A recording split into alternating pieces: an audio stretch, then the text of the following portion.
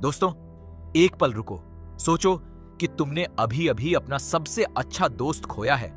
वो इंसान जो हमेशा हंसता था, जो हर मुश्किल में तुम्हारे साथ था, वो अचानक चला गया और तुम कुछ नहीं कर सके। उस दर्द के साथ तुम्हें अभी भी लड़ना है, अभी भी आगे बढ़ना है, अभी भी जिंदा रहना है।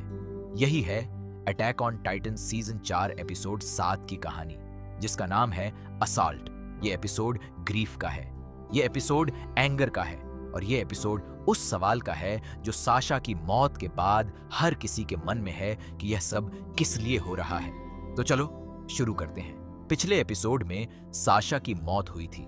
गबी ने एयरशिप पर चढ़कर उसे गोली मारी थी। सर्वे कॉर्प्स लिबेरियो से वापस जा रहा था और गाबी और फाल्को कैप्टिव थे। एपिसोड 7 उसी एयरशिप में शुरू होता है। एयरशिप आसमान में है, अंदर एक भारी खामोशी है। साशा का बॉडी वहां है, कॉनी उसके पास बैठा है, उसका हाथ थामे हुए। वो बोल नहीं पा रहा। जीन दूर कोने में है, उसकी आंखें लाल हैं। मिकासा चुप है और एरन एक तरफ बैठा है, उसका चेहरा ब्लैंक है। यह साइलेंस सबसे ज्यादा बॉदर करती है क्योंकि इस साइलेंस में बहुत कुछ है जो कोई नहीं कह रहा। गाबी और फाल्को एयरशिप के एक हिस्से में बंद हैं। गाबी अभी भी गुस्से में है। वो कहती है कि उसने सही किया। वो कहती है कि वो सोल्जर्स थे, दुश्मन थे। लेकिन फाल्को चुप है। उसे पता है कि जो हुआ वो बहुत सीरियस है और उसे डर है कि अब क्या होगा। कॉनी अचानक उठता है, वो गबी की तरफ जाता है। उसके हाथ में एक नाइफ है। जीन उसे रोकने की कोशिश करता है। कॉनी का गुस्सा और उसकी आंखों में जो दर्द है वो देखने वाला है। जीन उसे रोकता है और कहता है कि यह नहीं।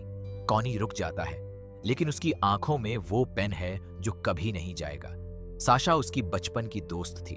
वो साथ बड़े हुए थे, साथ ट्रेन हुए थे, साथ लड़े थे और अब वो नहीं है। ये लॉस बहुत पर्सनल है। अब लीवाई सीन में आता है। लीवाई गाबी और फाल्को को देखता है। वो उन्हें कुछ नहीं कहता, लेकिन वो एरन के पास जाता है। लीवाई एरन को बताता है कि जो प्लान था वो काफी हद तक काम किया। वॉरियर्स को डैमेज हुआ, लिबेरियो में हमला हुआ, लेकिन एरन कुछ नहीं कहता। वो बस लीवाई को देखता है। लीवाई एक मोमेंट के बाद कहता है कि साशा की मौत हुई और एरन का रिएक्शन देखकर सब हैरान हो जाते हैं। एरन हंसता है, एक बहुत ही क्वाइट और हॉलो हंसी। वो कहता है, हाँ, साशा मर गई। ये देखकर जीन का गुस्सा भड़क उठता है। जीन एरन पर चिल्लाता है कि तुम्हें कोई फर्क नहीं पड़ता, साशा मर गई और तुम हंस रहे हो। एरन कुछ नहीं कहता, वो बस चुप रहता है और यह चुप्पी बहुत कुछ कहती है। दोस्तों, एरन की ये हंसी और ये चुप्पी बहुत इंपॉर्टेंट है। ये दिखाता है कि एरन अंदर से कितना बदल गया है। वो ग्रीफ को एक अलग तरीके से प्रोसेस करता है, या शायद वो ग्रीफ को फील नहीं करना चाहता, क्योंकि अगर वो फील करेगा तो टूट जाएगा और उसे अब भी टूटने का वक्त नहीं है। एयरशिप पैराडाइज आइलैंड की तरफ बढ़ रहा है और नीचे लिबेरियो में जो हुआ उसके कॉन्सिक्वेंसेस शुरू हो रहे हैं। मार्ली के ऑफिशियल्स बहुत एंग्री हैं। उनकी गैदरिंग को टारगेट किया गया। विली टाइबर मारा गया। वॉर हैमर टाइटन छिन गई। ये बहुत बड़ी डिफीट है। मार्ली के मिलिट्री ऑफिशियल्स इमरजेंसी मीटिंग करते हैं। वो डिसाइड करते हैं कि पैराडाइज आइलैंड पर जल्द से जल्द अटैक होगा। पहले प्लान था 4 साल का, लेकिन अब वो वेट नहीं कर सकते। पैराडाइज आइलैंड ने पहले अटैक किया है, अब मार्ली जवाब देगा और इस जवाब में बहुत बड़ी फोर्स होगी।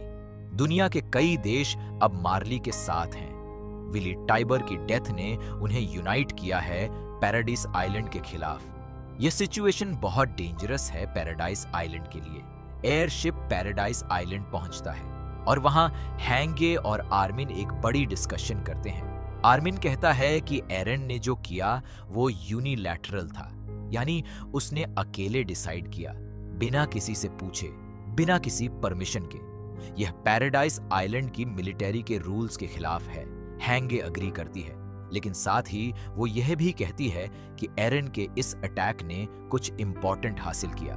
वॉर हैमर टाइटन अब एरन के पास है।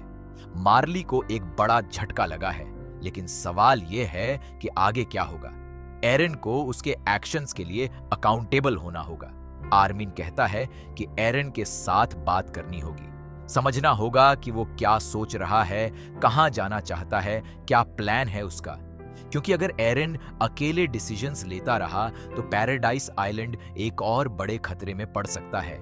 ये बात बहुत इंपॉर्टेंट है क्योंकि ये दिखाता है कि सर्वे कॉर्प्स के अंदर भी एक टेंशन बन रही है एरन और बाकी लोगों के बीच। गैबी और फाल्को को एक सेल में रखा गया है। गैबी बहुत रेस्टलेस है, वो एस्केप करना चाहती है, वो इन लोगों के बीच रहना नहीं चाहती। फाल्को उसे शांत करने की कोशिश करता है, लेकिन गाबी का दिमाग एक ही चीज पर है, बदला। वो पैराडाइज आइलैंड के लोगों को डेविल्स मानती है और उसे यह यकीन है कि उसने सही किया साशा को मारकर। दोस्तों, गैबी का यह कैरेक्टर आर्क बहुत इंपॉर्टेंट है। वो एक ऐसी लड़की है जो जेन्युइनली बिलीव करती है कि वो सही साइड पर है।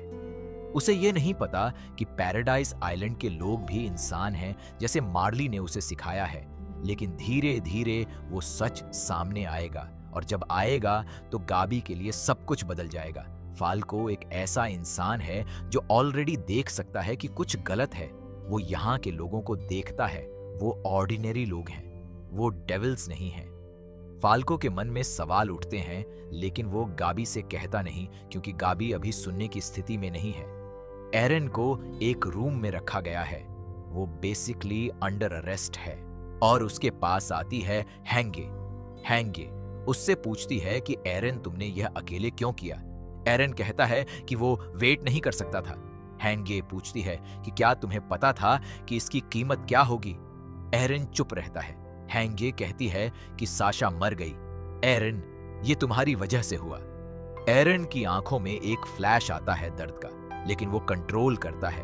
वो कहता है कि वो जानता है और वो ये भी जानता है कि आगे और लोग मरेंगे, लेकिन अगर कुछ नहीं किया तो सब मर जाएंगे। यह लॉजिक, ये कैलकुलेशन, ये एरन का तरीका है और यही सबसे स्केरी बात है। एरन अब फीलिंग्स से नहीं, लॉजिक से जीता है। जो उसे सही लगता है वो करता है, चाहे उसकी कोई भी कीमत हो। आर्मिन मिकासा से बात करता है। आर्मिन कहता है कि एरन बदल गया है। मिकासा चुप रहती है। आर्मिन कहता है कि वो एरन को जानता है और जो एरन अभी कर रहा है वो एरन नहीं है जिसे वो जानता था। मिकासा कहती है कि शायद यही एरन है, शायद वो हमेशा से यही था, बस हमने नहीं देखा। ये बात बहुत हैवी है क्योंकि मिकासा और आर्मिन दोनों एरन के सबसे करीबी हैं और अगर वो कह रहे हैं कि एरन बदल गया है तो ये बहुत बड़ी बात है। एपिसोड के आखिर में एक सीन है जहां सर्वे कॉर्प के सोल्जर्स इकट्ठे होते हैं और वो साशा को याद करते हैं। कॉनी उसकी हंसी याद करता है, जीन उसकी फूड ऑब्सेशन याद करता है, मिकासा उसकी बहादुरी याद करती है और आर्मिन कहता है कि साशा हमेशा अपने साथियों के लिए लड़ी, हमेशा। ये ट्रिब्यूट बहुत इमोशनल है, लेकिन उससे भी ज्यादा इमोशनल है ये जानना कि साशा की मौत किसने की। गबी ने, एक बच्ची ने, जो खुद भी इस वॉर की शिकार है।